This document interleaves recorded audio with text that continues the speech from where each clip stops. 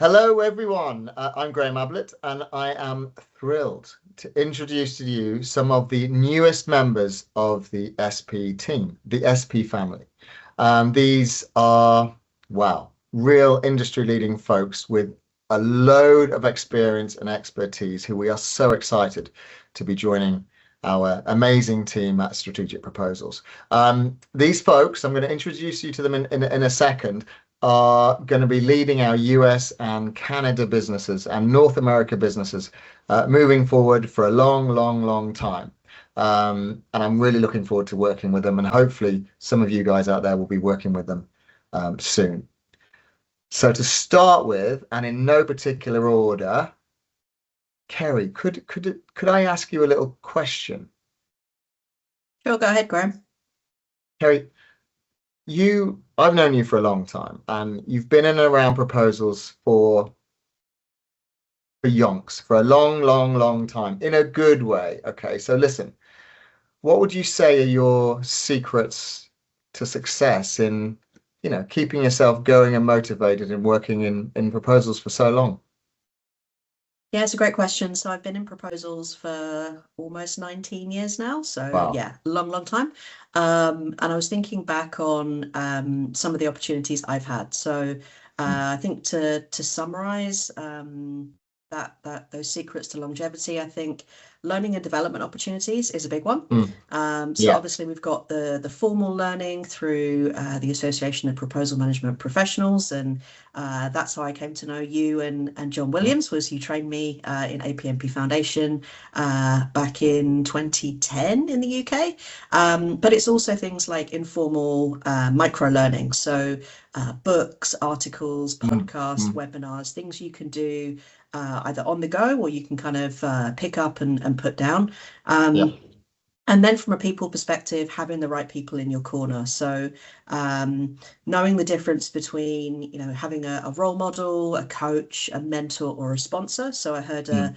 a good phrase around this. It was a role model talks by example, a coach talks to you, a mentor talks with you, and a sponsor talks about you. And there's a really good Forbes Mm. article on that. So I think having those people in your corner, but they don't all have to be the same person, and none of them necessarily need to be your immediate manager or your boss. Yeah. Um, so that's it from a learning and development perspective, and there's a few Yeah. other things that jump to mind as well. I Yeah. think a big thing that we're starting to talk more about in proposals is emotional intelligence, or EQ. Those I hate the word softer skills, but the influence, the motivation, inspiring the team, empathizing with them, and being self-aware as well. Um, I think for a lot of folks that have been in proposals a while, having a bit of autonomy, so having a say in go no go, Mm. process design, proposal metrics, those kinds of things, especially as you start to move into leadership positions. Um, and then a big thing, as we know, is life work balance. Notice how I said it that way around rather than work life.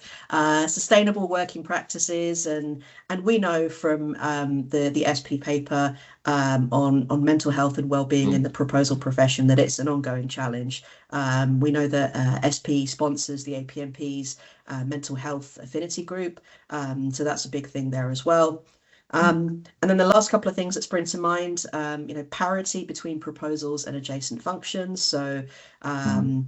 what is BD as a function doing within your organization? What's marketing doing? What career opportunities, perceived value, investment is within those functions compared to proposals.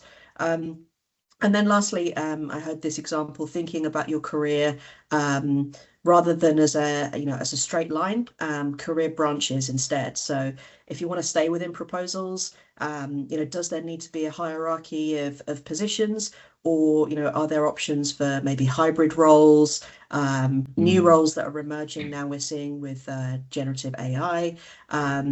So yeah, I'll end on a little bit of a plug. So I know we've got My Proposal Coach, which is our tool to talk about competencies as part of career development. And oftentimes I think it's helpful to focus on the competencies rather than the job title. So I would encourage Yeah, folks to check that out. that's great. That's great. I've got another question for you, Kerry, but before I kind of ask it, I'm just going to ask John and Brent if they've got any little secrets to their successes for working in proposals for a long time as well, just before I come back to you with another one. Guys, did you have listen to Kerry there? You got any other thoughts and comments? Sure, sure, Kerry, that was great, and I agree with what you had to say there. I will add a little secret of mine, and it's in a context of business, not specifically proposals, but it can be applied to proposals very clearly. Motivations. You need to understand the contextual motivation of where you're at. So if you're in the context of responding to an RFP, you need to ask the why questions. Why is this RFP being dropped?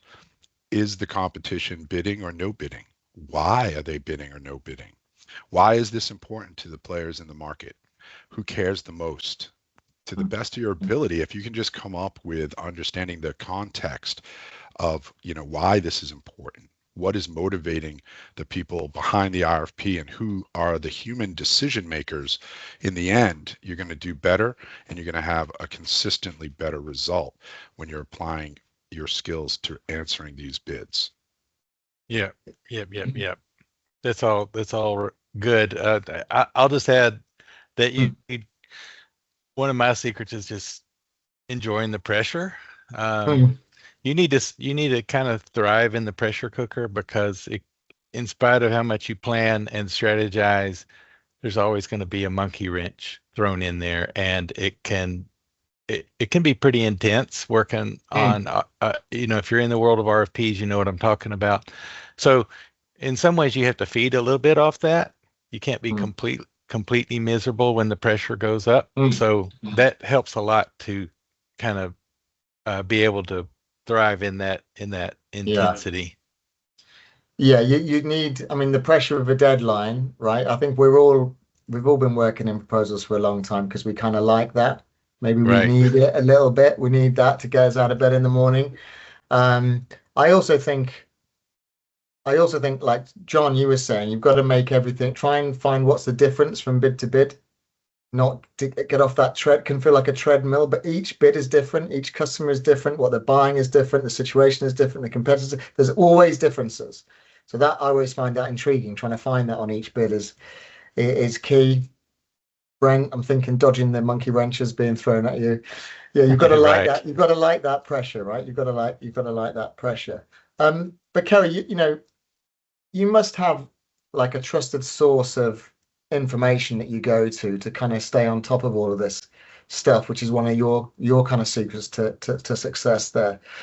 Do you kind of have some favorite books or podcasts or other sources of information, apart from, of course, the resources page on the SP website? But anything else? Is there anything out there that you use to help keep you on top of things? Yeah, I think that there's a lot of resources, and most of them I steal from other people. I have trusted people within my network that we just trade recommendations. But going back to the point I made on emotional intelligence, EQ, if we think we're managing personalities, internal politics, egos on proposals a lot. The one book that's really worked wonders for me in terms of I suppose managing the feedback that I give people and the way that I do that would be Radical Candor by Kim Scott. Really, really good book on how to communicate and deliver feedback where you're not dodging around the point, but you're not being so blunt that you're burning your bridges.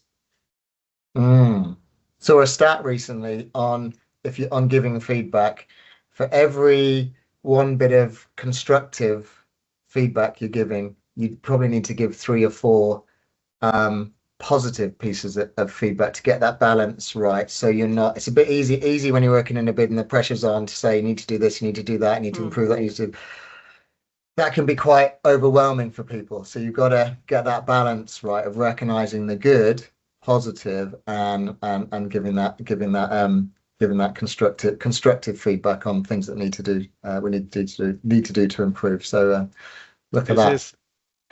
I don't know if the Teams is going to let this thing. There we go. Yeah, That's a good one. There's the good one. Yeah. It covered your face for a bit, which was even better.